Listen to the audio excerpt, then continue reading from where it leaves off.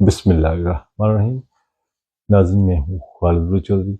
ناظرین، میں یہ بات کروں گا، کچھ دوستوں کا مجھے کویشچن آیا تھا کہ خالد صاحب بتائیں کہ کیا پاکستان سے ابھی اسٹڈی ویزے لگ رہے ہیں، ہمیں اسٹڈی ویزے پہ اوپر آنا چاہیے؟ تو اس والے سے مجھے کویشچن آیا تھا، میں نے سوچا کہ اس کی میں فردر فلن جواب دینے کے ایک ویڈیو بنایا تھا۔ لیکن دوستوں، صورتحال یہ کہ اسٹڈی ویزے کے والے سے میں یہ کہوں گا کہ ابھی جس طرح کہ آپ کو پتہ ہے کہ برطانیہ کے خصوصی جو ہے بہت ساری یونیورسٹیاں ہیں جنہوں نے پاکستانی اور بنگلہ دیشی اسٹوڈنٹس کے لیے ویزے بین کیے ہیں۔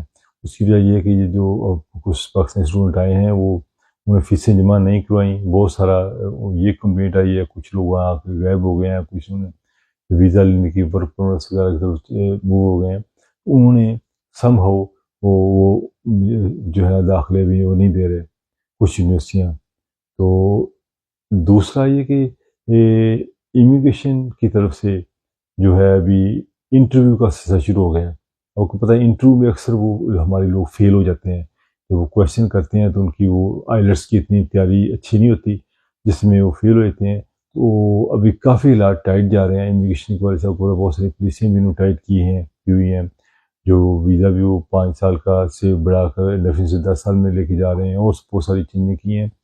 میری جو پرسنل رائے یہ ہے کہ دیکھیں، جو ایجنٹس ہیں وہ تو کہیں گے آپ کو کہ آ جائیں، کوئی مسئلہ نہیں ہے، مگر میں چاہوں گا کہ اپنا ہوم ورک کر کے آئیں۔ ہوم ورک کے بغیر آپ نہ آئیں۔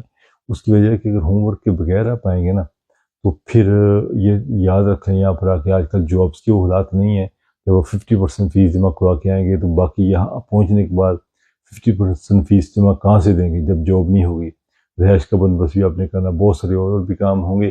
میری بھی سچویشن ہے کہ ابھی جو ماحول سازگار نہیں ہے جس طرح کہ پہلے 3-4 سال پہلے تھا، اس والے سے آپ اپنے ذہن میں رکھیں۔ تو انشاءاللہ ناظرین اپنا خیال رکھیے گا، بہت جلد پھر ملاقات ہوگی، اللہ کے بعد۔